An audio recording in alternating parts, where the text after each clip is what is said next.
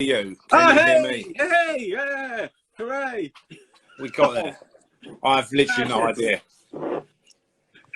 I've got a window in my garage door. My wife's waving her phone around in the house, going, "He's here, he's here, he's here." Like, I can't see him. I can't see him. That was mad. Yeah. Well, there was a wonderful introduction and everything, and it's all gone to pot. But oh well, I missed it. So yeah, I feel kind of like devastated. Trumpets, elephants, everything. That's wherever I go. I get that anyway, so don't worry about it. So yeah, welcome along. Thank you very much for joining us. No, it's great to be here. Let's jump straight in and talk about your day job. You just launched Wheel Pros Europe. Could you tell us a bit about that and how it came to be? Yeah, it goes all the way back to my friendship with Brian Henderson, who owned Rotorform. Started Rotorform along with Jason. We've been friends since day one. And long story short, Rotorform is now owned by Wheel Pros. We were looking to set up, or they were looking to set up something in the UK to service the UK customers and European. And obviously I've been involved in that kind of world for obviously a number of years. And they asked me if I'd be interested in getting involved and sort of setting it up and looking after it. And I said, yeah, I mean, the idea, I'm getting further on in years. So the idea of starting something from the ground up and doing something that I really enjoy as well. I just jumped at the chance, to be honest with you. And we've been in this building now since October, and it took us pretty much all of last year to get it done. Okay. Obviously, and you can imagine it wasn't an easy task last year. And it's great. I'm loving it, and we're getting through the challenges of Brexit. But yeah, it's good fun. And are you selling direct to customers or kind of trade, or? No, we only sell to trade. We don't sell direct to customers. It's everything goes to dealers all across the UK, all across Europe. We sort of carry nearly 20,000 wheels in stock. Wheel Pros own like 33 brands. We only carry about 9 of them here. Okay. We don't need multiple truck brands. And Wheel Pros do everything from wheels for your ATV to donk wheels to wheels for your golf cart. So yeah, they've got everything covered. Have you sold any donk wheels in the UK?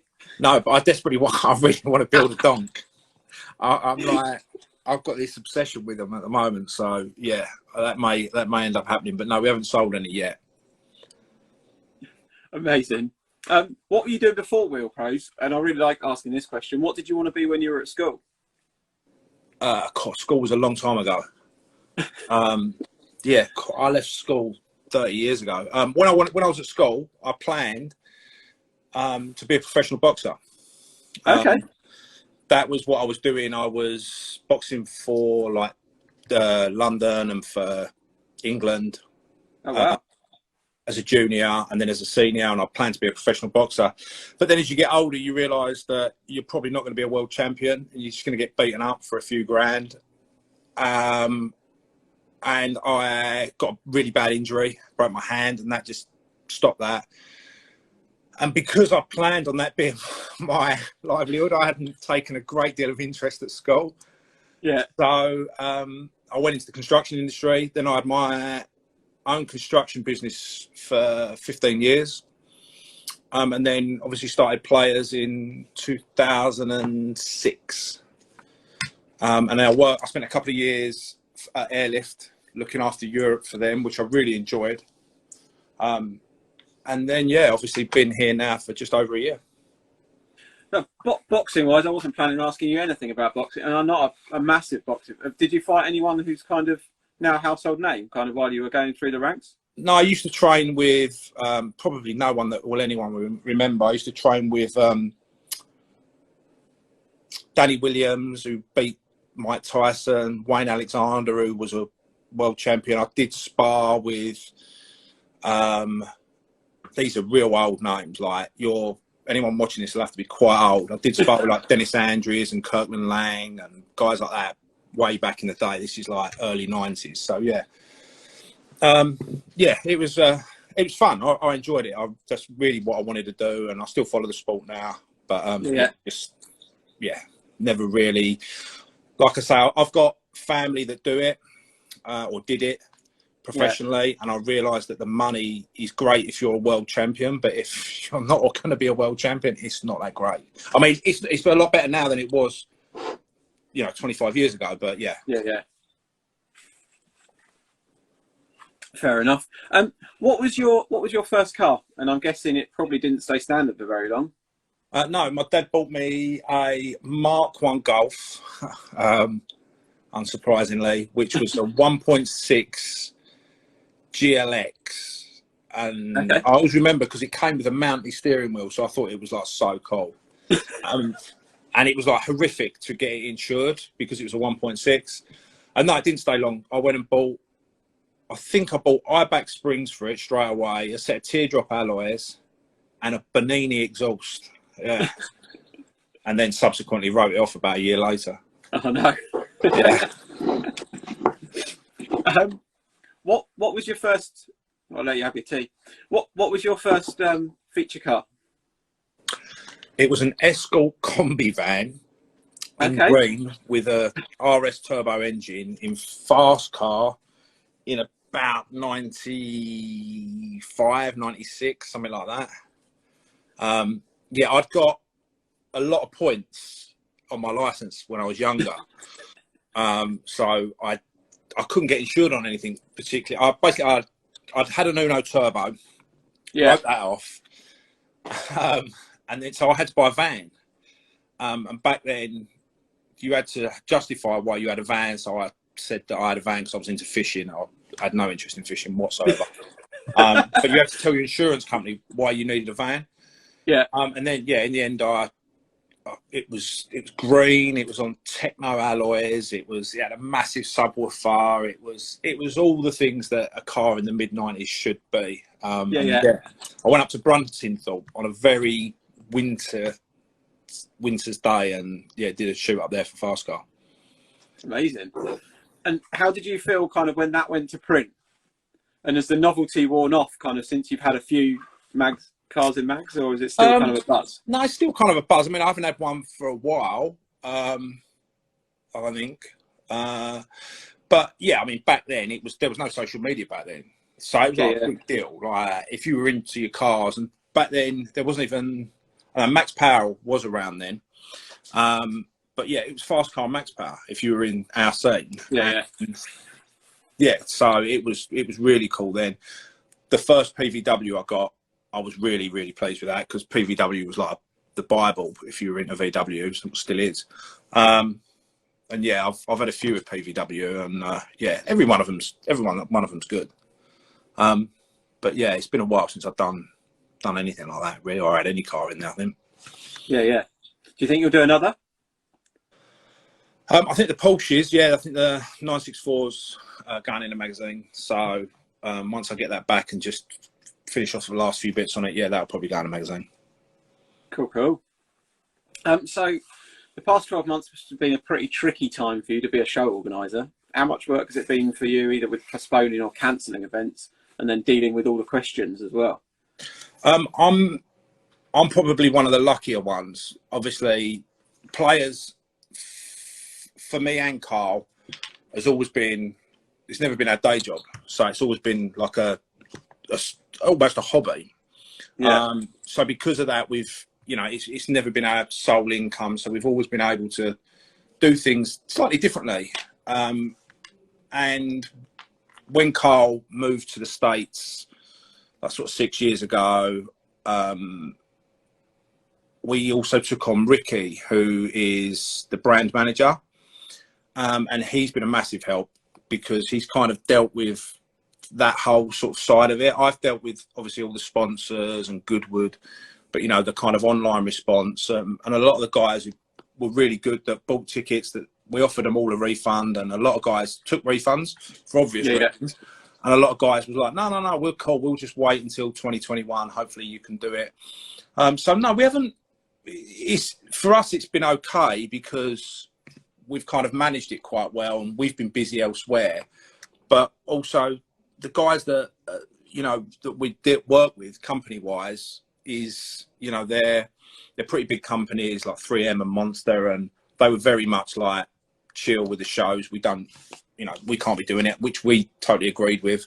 Yeah. And yeah, it's been difficult, but I know it's been a lot worse for a lot of other people and a lot of other people who do shows. So yeah, I'm not going to sort of sit here and harp on about how difficult it's been for me, because it's been challenging, but we're through it now, hopefully, and looking forward to brighter days. Indeed. And so obviously Boris was chatting on Monday. Does that mean you can kind of start thinking about stuff for this year, or? Yeah, I mean, we've got a date, and unbelievably, our date are the 2 days before the so-called Freedom Date. We're the 19th and 20th of June. So, yeah, we're just in the process now, talking to our sponsors, talking to Goodwood, and then we will either be confirming that date with certain restrictions on numbers, or we'll possibly be moving just a little bit back. I've spoken to a couple of organisers to sort of make sure that we're not clashing. But yeah, we'll see. I'll know probably within the next week. We'll be making a big announcement as to what we're doing. But yeah, I'd like to say 100% COVID permitting, we will be putting an event on this year. Cool. Should be good. So yeah, the players events really disrupted the car scene as a whole when they launched in like the mid 2000s. What was the plan or the ethos behind launching players? Just to do something different. Me and Carl had kind of always done stuff a little bit different. Carl was obviously one of the original founding guys of Edition 38 back in 2001. And but the thing was, we were obviously both massively into our VWs, but we also liked other cars. Me in particular, I had other stuff that at that time I had a Mazda RX-7 FD and stuff like that. So we kind of wanted to just put an event on that didn't feel structured. That it was literally like, the idea was to get like a meet feel, but a bit bigger, and just go against what everything was. And back then we were usually 2 weeks after Edition, which was the biggest show for us. We built all of our cars for Edition. Yeah. But we wanted to, in a good way, do something completely different to Edition. So open the doors to everything, have people parked in random places, aircraft hangar. And the big thing for us was concrete. Not a lot of shows, believe it or not, back then were on concrete. A lot of them were just on grass. And we didn't want that. So, yeah, it was just about trying to do something a little bit different. And, yeah, that was 2000. Yeah, 15 years ago. Nearly 16 years ago, yeah. Mad, isn't it? Yeah, it's fine. I remember you guys ran a We Want Your Show Car campaign at Ultimate Dubs one year. And I think either you or Carla bought a Mark 1 Caddy and cut a perfectly good back out of it and painted it bright green and put it politely, kind of divided opinion. But I guess that only kind of strengthened your non-conformist brand image. What happened to the car? That actually ended up with a good friend of ours, Jim, who's still got it. Okay.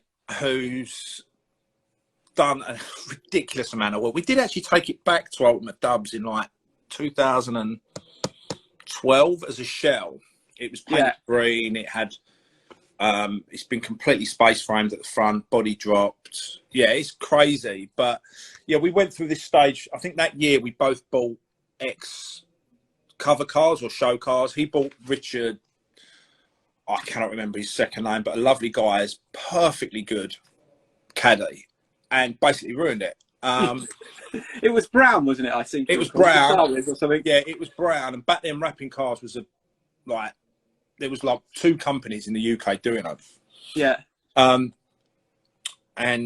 I just bought a brand new Mark 6 GTI, and I'd also bought a Mark 1 Polo that was a cover car that I kind of messed up, and he'd bought the caddy, and we took it to these guys who were wrapping the cars, and we had it wrapped in like camo, but essentially it looked like a cow. That's right. Yeah. and we put a carbon rear bed in it, and then put a quad in it, because Carl at the time had a quad. Yeah, it was. We were trying to, again, just, you know, we were attention seekers. That was what we were trying to do. You know, we were trying to get attention for the brand, trying to build it up, and just try and do everything we could. And in a good way, we know that we kind of ruffled a few feathers, and yeah, it was fun times. And yeah, that car, I'm glad that car, one day that car will make it out. Jim will finish it. I feel sorry that it was such a good car that we ruined, but it was good fun. Yeah. And as a Mark 1 Polo owner myself, what happened to the Mark 1 Polo? So I kept it for a few years. I actually had a full FIA cage, plumbed in extinguisher, and took it racing for a season and a half in the Time Attack. Okay. Which was great fun, because I loved it, because you'd pull it off the trailer and people would be like, what is that? Like, oh, some weirdos bought a Talbot Sunbeam, and it actually made the final twice, but only on the short circuits. On the long circuits, it was dead, because it topped out like 110. But round the bends, it was fantastic. And I think I blew the engine, and then just got sidetracked. And then I sold it to a friend of mine who still got it. Literally the day I rolled it out of my workshop, he rolled it into his workshop. It's still there. It's as it was, just without the engine. So it's pretty much waiting for me to just buy it back at some point. Would you want it back? Oh, 100%. Yeah. Like, if there's stupid cars like that to be purchased, I'm your man. Yeah.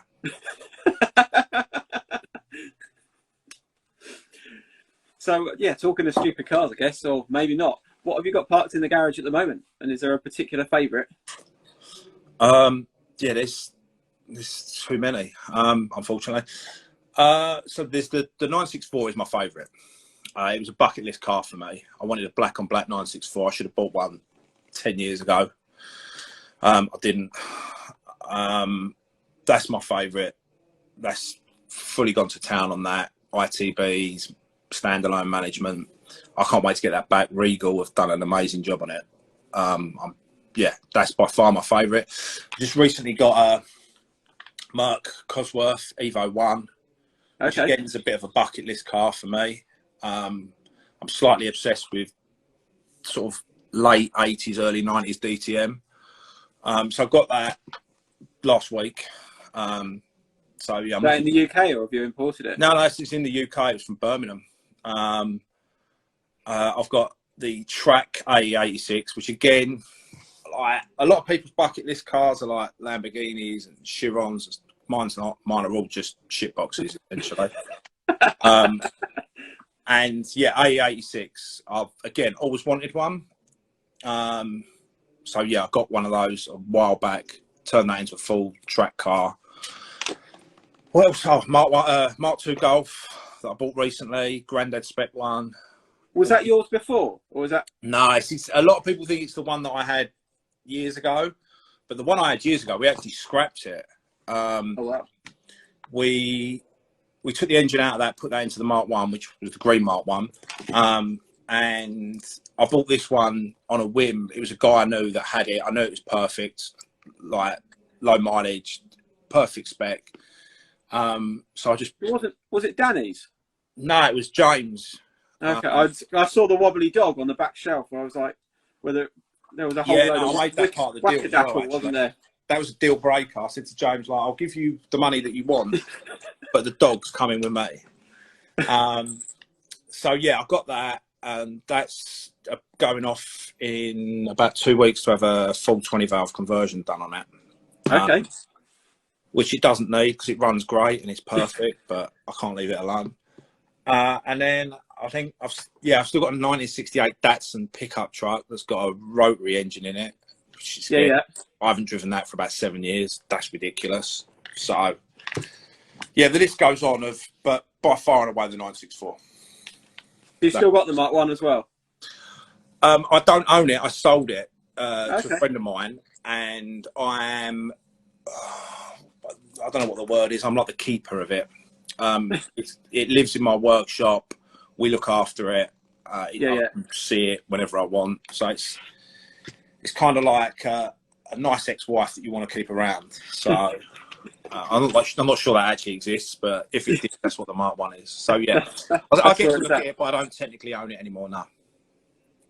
Fair enough. And I think that's when we first met. I think you just had that featured, and obviously you had it put in PVW, and you kind of gave us a shout out for the stuff you bought from us. Do you remember the first bits you bought from Heritage, or at least kind of what car it was? I think it was before the Mark 1 I probably bought stuff from you, but I just remember Paul, who built the Mark 1 for me, would just every night would send me a list on WhatsApp of all the parts, of all the links, of all the stuff. And we literally, everything that went on that Mark 1, like rubbers, bolts, fasteners, everything, most of it came from you guys. We just constantly sort of ordering stuff from there. And yes, we bought chrome strips, then I went to black strips, then it was just everything. So yeah. Have you ever been down to the warehouse? No, I haven't. No. Oh, you'll have to come down when all this is over, and we'll show you around. Yeah, definitely. You may kind of have already answered this one. If I gave you 20 grand and said go and buy something cool and German, what would you get? E36 M3. Simple. Or a 968. If you can get I think you can still get a 968 for that money. Yeah, I went through a stage about a month ago of looking at E36 M3s. I drove all the way to Wales to look at one, and the windows were sealed up with tiger seal. So yeah. Yeah, it wasn't a great journey. But yeah, that's what I would get. And they're, in all fairness, stuff like that's only going up in value. So yeah. And that kind of goes on to my next question, really. Do you ever buy cars with resale value in mind, or as an investment, or do you just buy with your heart and kind of to hell with the consequences? I didn't used to. No, I would buy anything and then waste money on. Actually, that's why I didn't buy a 964 10 years ago. Is I got offered one, and I actually responded with, "Why do I want to spend 10 grand on a Porsche, then spend another 20 grand on it, and then sell it and lose money?" So yeah, I didn't used to, but now I do. As I've got older, I'm like, right, what if I'm going to buy something? I really don't want to sort of have my pants pulled down. So I try to be sensible as best I can. Yeah. And have you got I guess with the new warehouse, you've got room to store a few more of you if you decide to? There's plenty of room here, but most of it's full of wheels. So I'm lucky. I've got a new workshop literally just around the corner from where I live in my village, that I share with a friend of mine. And yeah, it's actually, technically, it's not big enough. And the funny thing at the moment is my mum is moving over to out of London and to come out and live with us. And I'm kind of pestering her to make sure she buys a place with a garage so I can put a car in it. So yeah, I've got plenty of room, but it's not enough. So yeah. Yeah. Some things never change, do they? No. And now my son he's going to be 16 this year, and he wants to get a little show car, and he loves Hillman Imps. Okay. So I'm on the lookout for one of those as well, to get one of those to start messing about with. So yeah, it'll be another car that I'll need to look after. And then he'll need a daily, and then yeah, exactly. So he's not going to be using that as a daily. So yeah, there'll be a daily. There'll be he's starting off on the wrong foot already. So. Do air-cooled VWs interest you at all? And if so, what would you have given the choice? The problem I've always found with air-cooled VWs, I'll probably get hate for this, is the ones that I've always been in, it's too slow. Not that I need to go particularly fast, because I wouldn't buy Mark 1 and Mark 2 Golfs, but that's always what's ever put me off. If I was going to have one, I'd have a bay window pickup, just because they're cool. I think they're cool anyway. But I mean, I love them. I love Beetles. I love squarebacks. All of that stuff. And I know you can make those engines quite fast nowadays. But that's the only reason why I kind of steered with the water cooled stuff more than the air cooled. Yeah. That's fair enough. My last question, which is, if you could drive any car on any road or track with anyone dead or alive, what, where, and whom would it be with?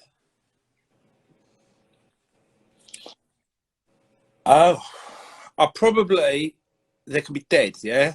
Yeah. Um, They'll be alive in the situation. You're yeah, not just yeah. driving with I don't want to drive body. Corpse. I'd probably get arrested. I'd probably want to drive Nürburgring with Stefan Beloff in the Yellowbird Rough when he did Fascination, and just figure out how a human can drive like that, because I've got no idea. And I know people that can drive really well, and I've never seen anyone handle a car like that in my life. So yeah, that's what I'd do. Cool. Sounds yeah, awesome.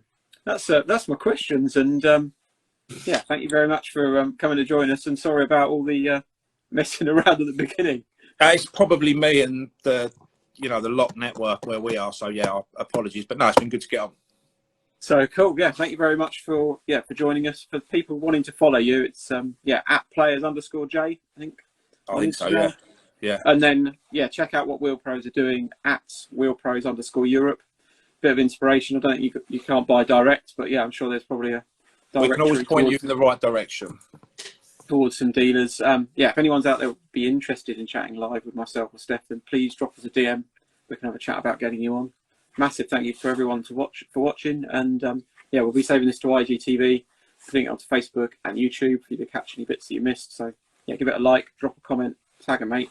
We'll see you all again soon. Thank you very much, Jay. It's been a pleasure. All right, no problems. Take care. Cheers, buddy. Take it easy. Bye. Bye.